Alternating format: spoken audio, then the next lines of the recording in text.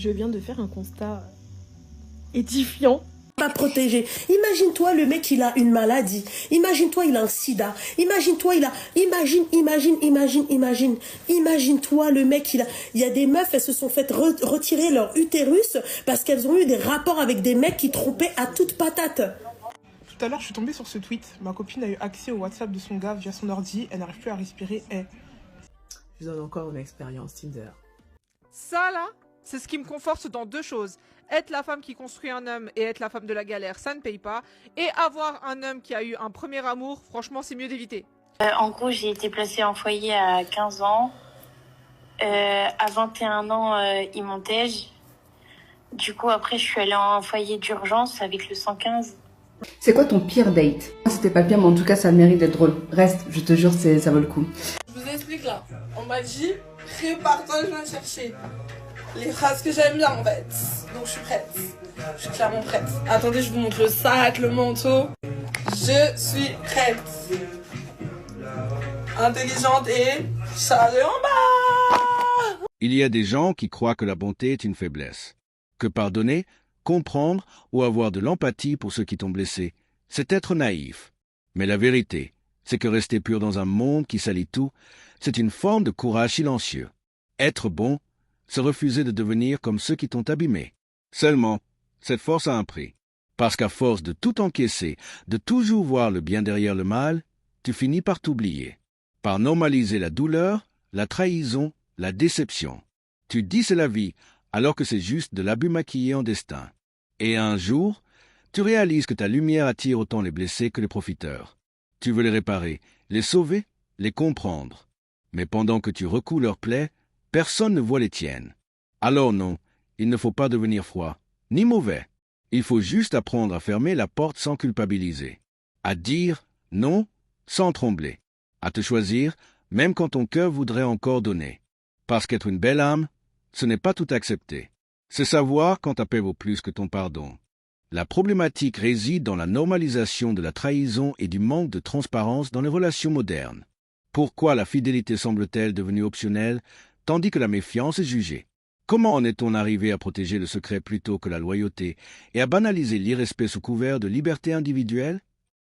Je donne encore une expérience Tinder. Cette fois-ci, c'est ce qui m'est arrivé à moi, l'histoire la plus dingue. J'ai rencontré un jeune homme qui, on discutait très bien par écrit. Très vite, m'a demandé mon numéro de téléphone, j'ai donné. Donc on discutait très bien à l'oral. Et en discutant, en faisant connaissance, donc il m'a dit qu'il aimait bien lui. Et je l'ai invité à aller voir un show de hip-hop.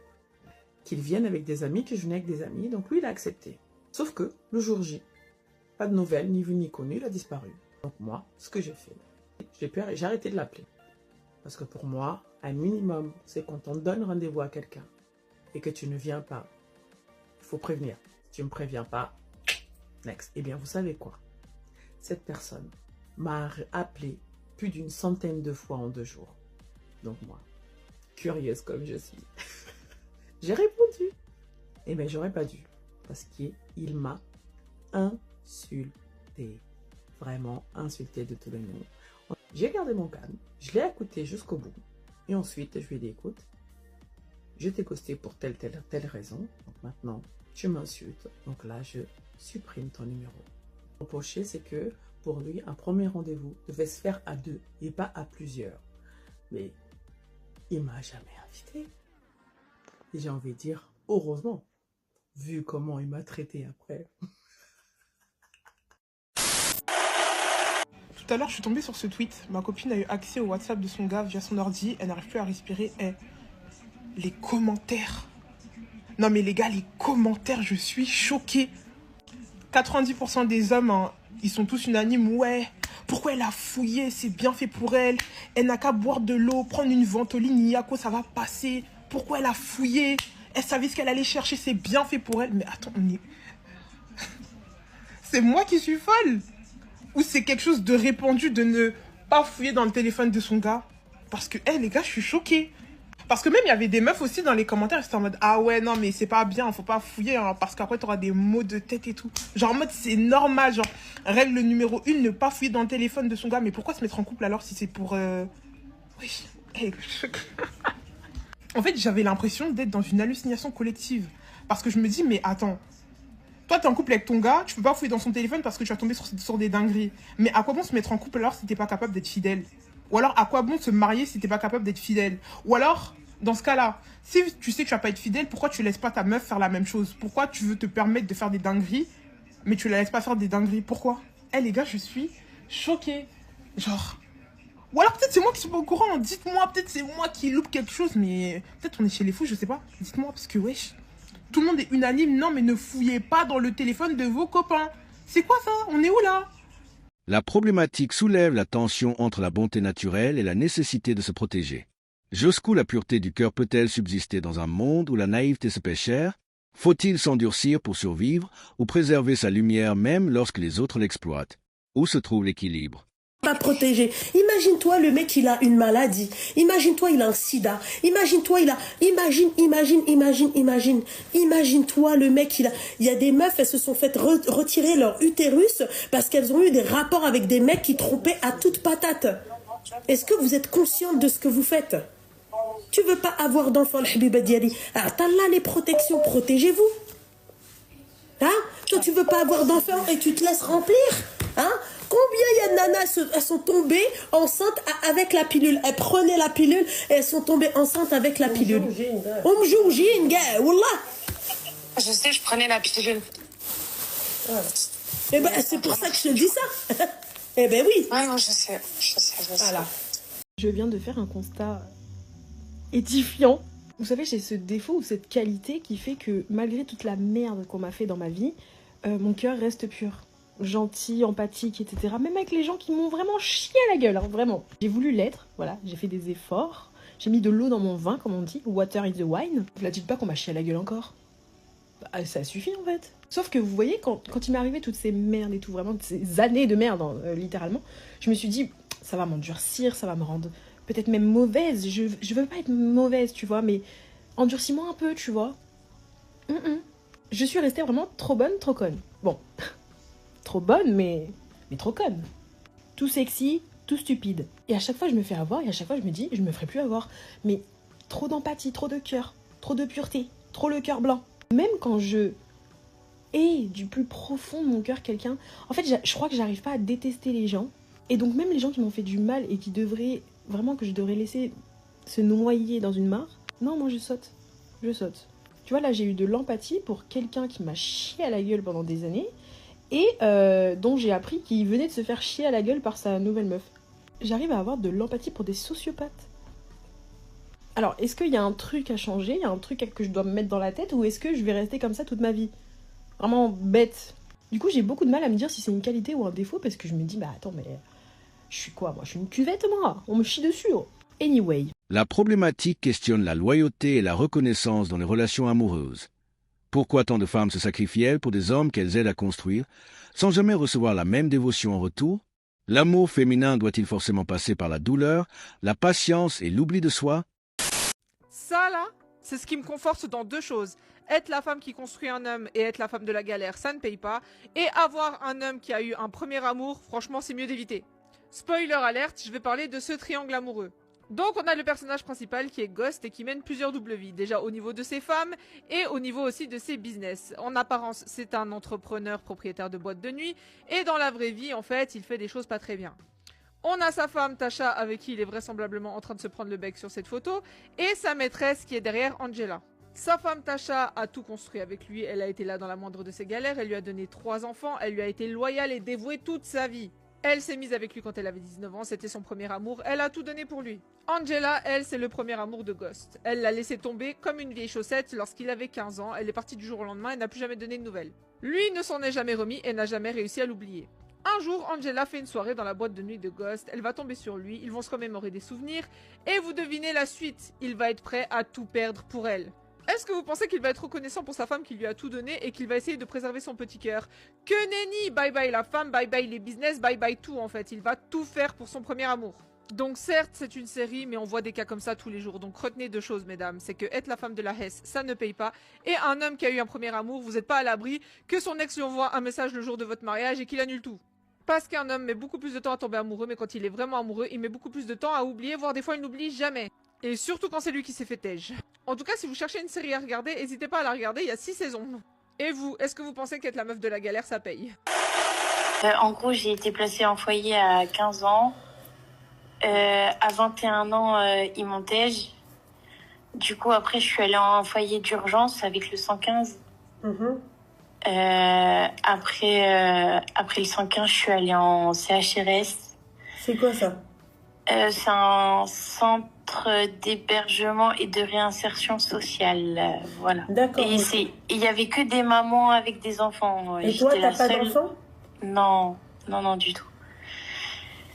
Et du coup, j'étais là-bas, ils m'ont virée parce que j'ai fait un peu de la merde, de la mierda. Et du coup, j'ai atterri dans un foyer d'urgence encore avec le 115 où j'y suis restée 1 mois. Et normalement, c'était 2 semaines, mais j'y suis restée 1 mois. Et là, on m'a trouvé une maison avec 2 femmes de la quarantaine. Et c'est pour ceux qui ont des addictions et qui sont dans le parcours de soins. Ok. Et en gros, là, il y a pas longtemps, moi, je parle plus à ma mère. Ça fait un moment. Parce que la dernière fois qu'on s'est parlé, en gros, c'est compliqué, mais elle m'a jeté de son camion. En gros, son mari, il était en train de conduire. Alors, fais attention à ce que tu dis. Ça, on va éviter de pas faire passer ce passage-là. Ok, bon, en tout cas, ok. Ok, mais on a compris ce que tu voulais dire. Ok. Ouais, elle m'a acheté son camion. Oui, ouais, c'est bon, on a compris. Yes. Ouais, ok. Et du coup, après, elle a dit... En fait, moi, je parle à mon père exprès pour ma petite sœur. Bref, elle a appelé mon père en disant que dis à ta fille, elle a plus de mère, c'est fini. Je suis plus sa mère. Pour quelle raison la tâche du camion? Parce que je voulais... Alors, parce que je voulais pas fumer sur sa clope. Voilà, c'est pour ça. Et parce que à moitié, je faisais ma tête de con parce que apparemment... en gros, elle est pas venue me chercher à la gare. C'est son mari qui est venu me chercher, alors que son mari... bref, et du coup, j'ai pas trop parlé à ma mère. Et arrivée dans le camion, elle me propose une clope. Je voulais pas fumer. Et là, bam, voilà, bref. Ouais. Et c'est compliqué. Et depuis là, ça fait 2 ans qu'on se parle plus. Ouais.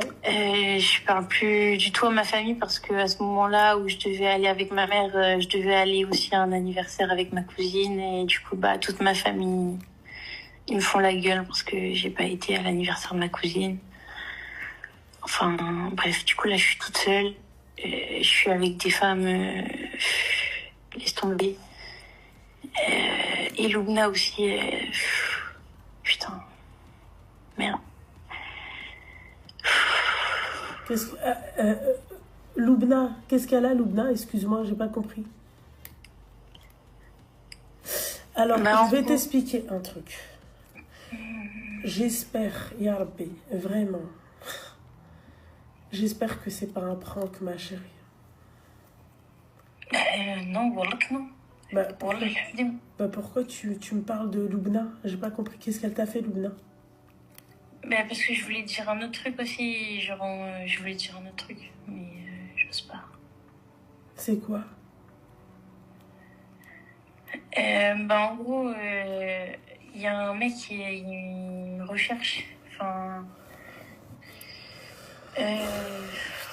c'est une longue histoire, mais je te raconte ou je te raconte pas?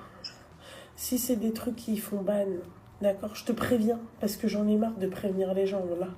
Si c'est des mots qui font ban, t'évites de dire les mots qui font ban, d'accord? Si c'est un prank, ma chérie. Mais non, voilà. Je te préviens. Ouais, y a pas de souci. Je te préviens, la Habiba Diali, c'est tout. Si c'est un prank, mon petit cœur, tu vois, c'est... Je préfère même pas, tu vois, Non, je te préviens. Je t'ai prévenu. Et pourquoi ce serait un prank? On sait jamais, Habiba Diali, tu vois, il y en a toujours, ils essayent de tester et ensuite quand t'affiches leur mère, après ils viennent tu vois, ils se mettent à pleurer. C'est tout, c'est juste ça, tu vois. Après, ce mec-là, comment ça se fait que t'es wanted par lui? Bah écoute, j'étais en foyer, écoute-moi bien, je fume, pas du tabac. Oui, d'accord, ok, bah ça, enfin j'ai... Je devais 50 € à quelqu'un qui m'avait dépanne, sauf que j'ai pas pu rembourser. Du coup, le mec, moment je devais prendre le train et ça. Du coup, ma prof, elle m'a dit, Alissa, tu vas où? Tu fais quoi?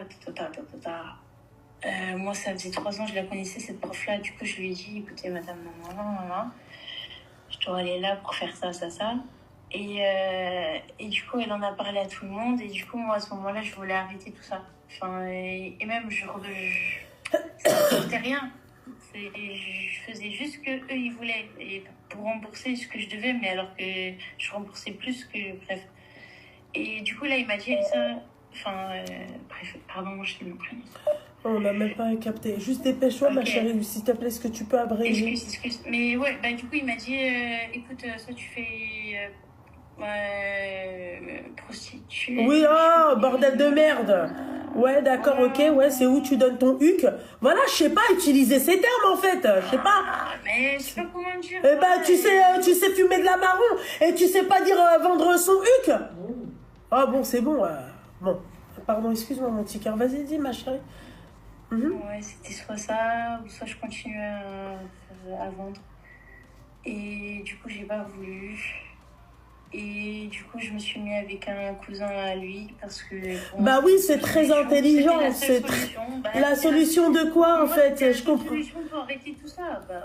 Pour arrêter quoi? Et donc toi, tu te mets avec son cousin, c'est ça? Tu vas avec son cousin? Bah ouais, je suis allée avec son cousin. Ouais, je suis allée avec son cousin. Et il m'a fait la misère. Voilà, il m'a fait de la misère. Mais... attends, excuse-moi. Attends, on va reprendre parce que apaise ton cœur, Loulou. Tu sais, ma chérie, moi, je ne suis pas dotée d'une patience. C'est ça mon défaut à moi. D'accord? Il faut que j'apprenne à être patiente, ok? Non. Patiente, pardon, j'arrive même plus à parler. Tu vois? Est-ce que t'as de la marron, là? T'as fumé de la marron, là, ou c'est comment? Bah oui, je suis là.